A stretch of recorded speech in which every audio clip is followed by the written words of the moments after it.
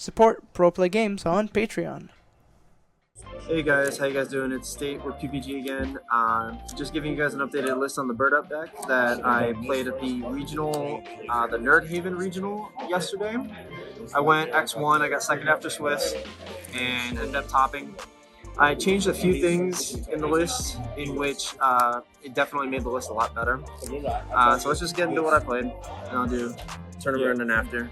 Literally same Lyrilusc lineup, 3 Bird, 3 Warbler, 3 Sparrow, 2 and 2. This I've wanted to bump up to 3 for the longest time, just because this is the one that you want to draw if you get interrupted. This way you can still end on Robin.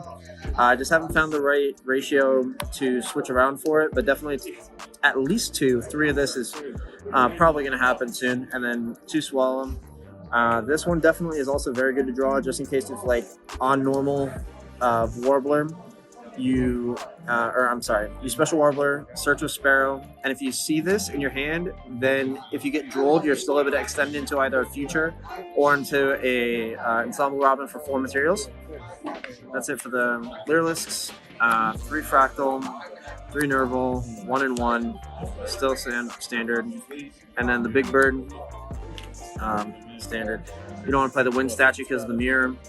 1 DD Crow, just because you could search it, and I have wanted to play 2 of this for a while just because it's so good against DPE, so good against Striker. It's just good against a lot of things, and you can just search it in combo, so it's very, very good.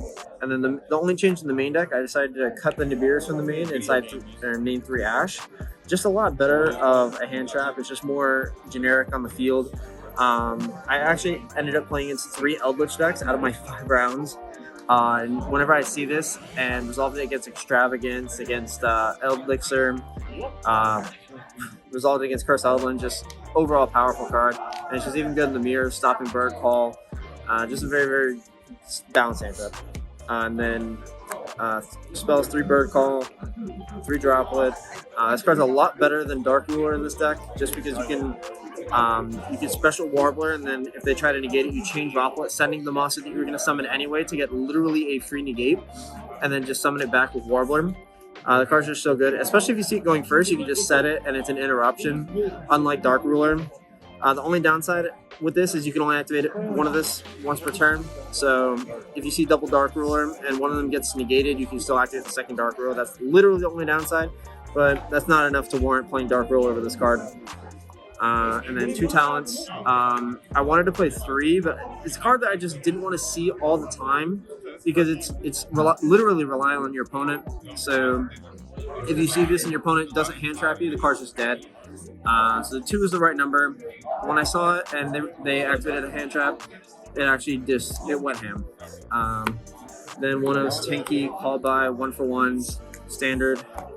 Traps 3 Imperm to play around talents. And then the Oath, this thing is just ridiculous at negating Droplets and Dark Ruler. Negated a Bird Call in the mirror once. Just very, very, very good card. Main deck's 40 cards. Extra deck, only 2 Starling. The extra deck didn't change, but just some more after testing in another event. Some things I would change probably. 1 Nightingale, 1 Robin, Downer, Zeus, and then the Utopia package. No changes to the Xyz lineup. The Almirage and Ancient Warrior, Smorg. Apo continuously comes up for me, and it's kind of crazy because in a lot of people's lists, they're just playing either Doom Eagle and Access instead of this, or they're just playing multiple Shurag, multiple Omen. This card just comes up for me quite a lot. Same with this. I, in all honesty, want to test cutting the Apo for a second Omen, because it does come up quite a lot.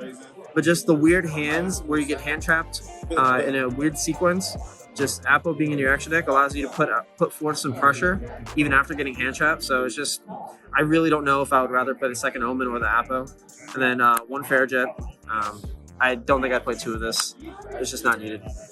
And then the side deck, we got 3 Lancia. I actually changed the Gamma package for this.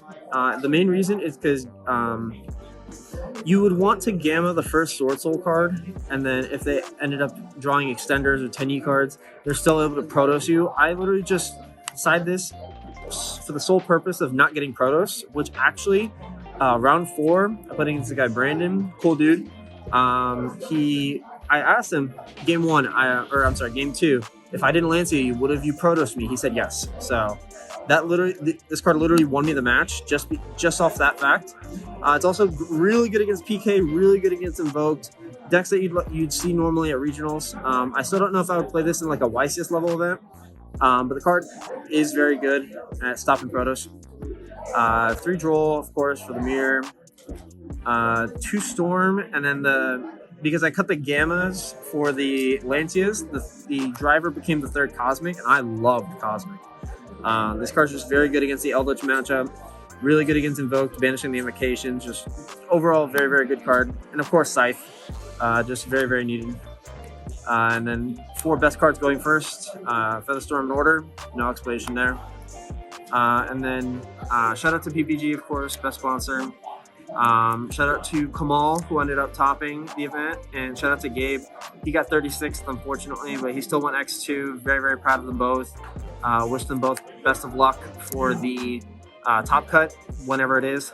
Shout out to just everyone around Central Florida. Love y'all. And that's about it. See you guys later. Peace.